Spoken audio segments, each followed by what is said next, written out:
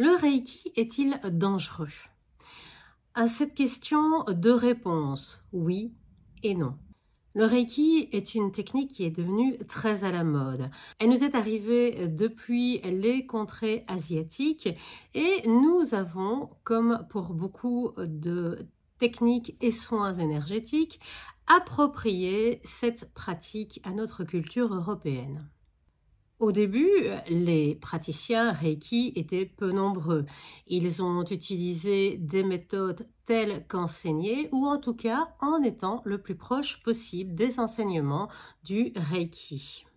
Il existe plusieurs écoles de cette technique, la plus connue étant l'Usui. Aujourd'hui, que se passe-t-il et pourquoi le Reiki peut devenir dangereux? Le New Age s'est imposé dans cette technique, y mêlant d'autres techniques telles que la bioénergie par exemple, ou en y invitant également des pratiques telles que le Lao Chi. Toutes ces techniques sont spécifiques, elles ont leurs propres énergies, mais surtout le plus important, c'est qu'elles ont leur propre égrégore. Pour ceux qui ne connaissent pas le terme d'égrégore, je l'explique en 2 petites minutes.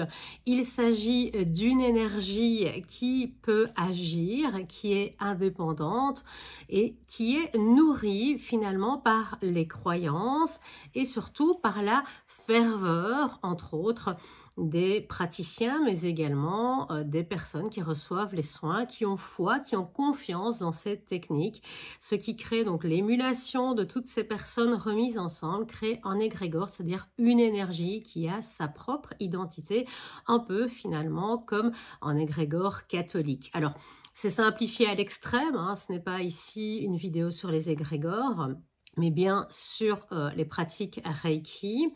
Donc le Lao Chi propose son propre égrégore, la bioénergie pareil, donc on a des énergies qui ont chacune leur propre, finalement j'ai envie de dire, caractère, comme chaque personne possède le sien. Il y a 2 choses qui doivent attirer votre attention et éveiller surtout votre méfiance. La première, ce sont toutes ces personnes qui se font initier au Reiki, qui deviennent à leur tour maîtres Reiki, mais qui finalement n'ont jamais réellement pratiqué et sont devenus eux-mêmes enseignants à leur tour. Donc attention, parce que la pratique amène la connaissance et le savoir, et le fait de transférer, eh bien c'est très compliqué de transmettre quelque chose que l'on ne connaît pas réellement. Deuxième petit problème, eh bien, ce sont toutes ces techniques, tous ces enseignants qui, justement, mélangent plusieurs techniques, qui viennent inclure différentes notions, qui viennent inclure, on en parlait, donc du Lao Chi, de la bioénergie et d'autres techniques, ou faire des mélanges des différentes écoles de Reiki. Le Reiki a ses propres bases, il a ses propres symboles et ses propres fonctionnements. Il ne faut donc pas tout mélanger. Dès lors, on se retrouve avec de nombreux praticiens formés par des enseignants qui n'ont pas de réelle qualification et qui forment un petit peu comme ils le peuvent et ne faisant finalement que réciter une leçon apprise. Or, eh bien, j'ai envie de dire, c'est un peu quelque chose d'inutile, puisque si vous êtes capable de retransmettre en texte et que vous n'êtes en tout cas pas capable de comprendre la profondeur des choses et d'en expliquer également les dérives, les difficultés, parce que évidemment, quand vous faites un soin, il peut arriver que ça fonctionne moins bien, que des personnes soient réticentes, et si vous n'avez finalement pas d'expérience, vous ne pouvez pas partager ça, vous ne pouvez pas transmettre quelque chose de qualité. Troisième point qui doit vous alerter, ce sont tous ces praticiens qui finalement vont cracher leur venin sur leurs concurrents, sur leurs collègues également. Ah, je vois que mon chien passe. Voilà. Viens. Elle vient. Hop, voilà. Tu fais bonjour. Regarde, là, tu fais bonjour. Donc, le troisième point, disais-je, qui doit vous alerter, eh bien, ce sont tous ces praticiens qui vont dénigrer leurs collègues. Pourquoi? Parce qu'il y a simplement de la place pour tout le monde et que chacun va trouver le praticien qui lui convient. Ce sont des méthodes désagréables. Alors que le Reiki se veut une technique qui est utilisée avec des guides, ce sont par contre des pratiques qui, elles, ne sont pas très lumineuses et qui seraient même plutôt très négatives. Donc, ce genre d'attitude, pour moi, doit également vous éclairer sur le type de personne que vous avez en face de vous.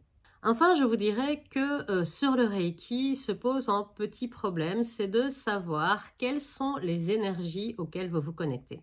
Le Reiki a pour principe de vous transmettre des énergies par les mains et pour cela, ils vont aller chercher une énergie qui est extérieure à eux et qu'ils vont en quelque sorte canaliser et retransférer à l'aide des mains. Il ne s'agit pas, comme pour un magnétiseur, de transmettre les énergies par imposition des mains, énergie des magnétiseurs.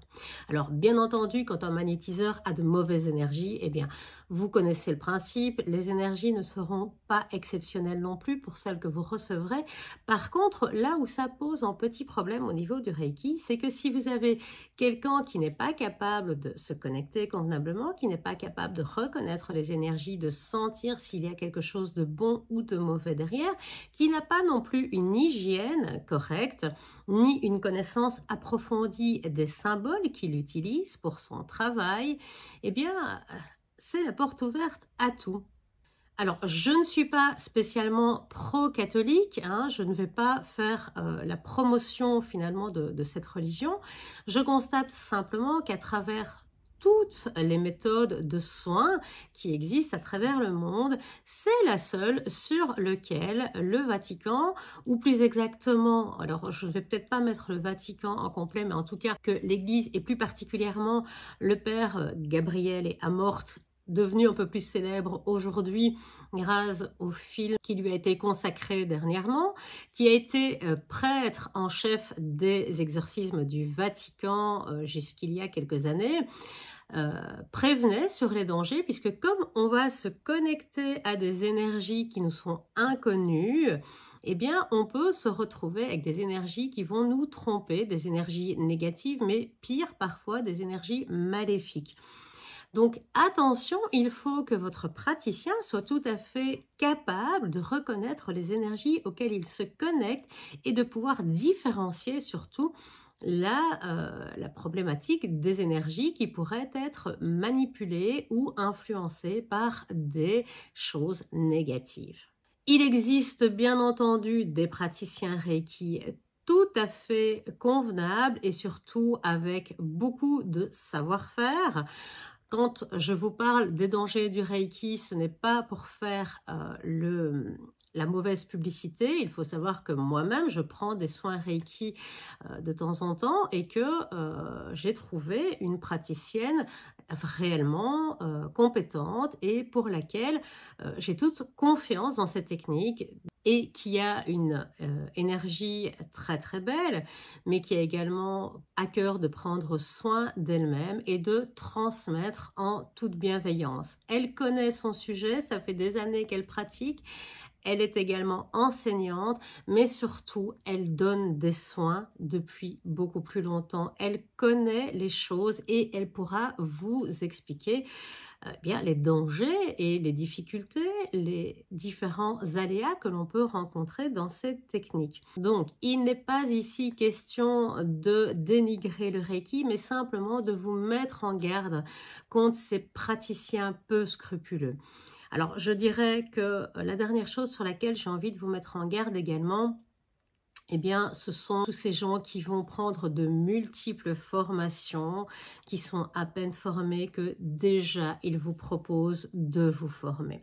Alors, j'ai pour ma part un catalogue de formation. Le catalogue de formation, eh bien, il s'agrandit au fur et à mesure parce que d'abord, ça prend du temps.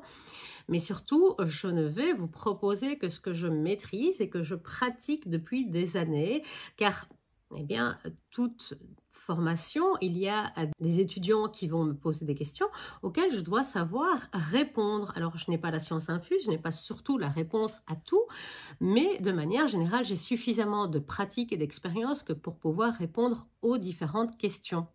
Il doit en être pareil dans toutes les formations. Attention également à toutes ces nouvelles pratiques sorties parfois d'on ne sait pas où, à toutes ces techniques qui regroupent des choses mélangées, quelle base, quel fondement. Je vous rappelle qu'ici, les vidéos que je fais généralement, c'est pour éveiller vos consciences, vous appeler à réfléchir, vous alerter et vous donner des petites astuces aussi pour vous dire attention, là il y a un red flag, là il y a quelque chose qui ne va pas. J'ai vu de nombreux étudiants en Reiki ayant une ou deux initiations n'être absolument pas prêts, c'est-à-dire qu'on voyait dans leur attitude qu'ils n'étaient pas centrés. Voilà, il y a eu pas mal de petites choses. J'ai déjà eu l'occasion de voir également, après des soins Reiki, des gens qui étaient totalement déséquilibrés, donc où on avait, à mon avis, ouvert une porte ou en tout cas révélé une faille sur un domaine bien spécifique, puisque à chaque fois que je prononçais un mot, eh bien, la personne perdait l'équilibre. Après, on a fait quelques petits tests pour confirmer cela, mais vous voyez, il y a quand même pas mal de petites choses qui peuvent se poser. Alors, bien entendu, un praticien Reiki n'est pas exempt d'erreurs, n'est pas exempt de se faire lui-même avoir. Ça peut arriver à tout le monde, que l'on ait une semaine de pratique ou qu'on ait né 10 ans de pratique. Eh bien, ce sont des choses qui peuvent arriver. Alors, évidemment, quand on a 10 ans de pratique, on est plus à même de les repérer rapidement. Mais vraiment, voilà, on peut toujours avoir, eh bien, de temps en temps, quelque chose qui nous échappe. Nous sommes humains et c'est tout à fait juste. Ce qui est important aussi, c'est de savoir se respecter. C'est-à-dire que quand vous n'êtes pas en forme physiquement, c'est de dire, eh bien, on reporte un rendez-vous parce que je n'ai pas la capacité énergétique pour le moment de pouvoir te donner un soin correct et valable. Pensez qu'il vaut toujours mieux un thérapeute qui reporte un rendez-vous que celui qui va vous recevoir dans un état de santé franchement affaibli, car vous n'en ressortirez absolument avec aucun bénéfice ou excessivement peu. Le Reiki est malade, le Reiki est victime de son succès et donc attention, attention, attention, vraiment, c'est la méthode qui pose aujourd'hui le plus de problèmes. Alors, on ne reviendra pas sur la Ouija, il y a déjà eu une vidéo sur ce problème-là, mais le Reiki est un autre point qui peut malheureusement, par ce biais de on va chercher une énergie qu'on transmet, amener également des soucis au niveau des entités malveillantes. Donc attention à tout cela. Je ne vous dis pas de ne plus faire de soins Reiki, vraiment ça je tiens à le souligner. Il y a des praticiens de qualité. Apprenez simplement à les reconnaître, demandez-leur où ils ont appris peut-être, quelle est leur expérience, depuis quand ils pratiquent, quelles sont les techniques. Si vous connaissez un peu les symboles, parce que les symboles qui sont utilisés, eh bien là, après, évidemment, c'est important de les connaître, de savoir ce qu'ils représentent, un peu comme l'idée du pentagramme, hein, tout le monde n'est pas d'accord. D'ailleurs, quand on vous fait placer sur un pentagramme avant de vous faire initier au Reiki, cherchez un petit peu la cohérence finalement dans tout cela. Ouvrez votre conscience, ouvrez votre esprit, réfléchissez, posez les questions nécessaires et si vous ne le sentez pas, eh bien simplement ne recevez pas ce soin. Il est préférable de vous désister plutôt que d'obtenir quelque chose qui ne sera pas bon.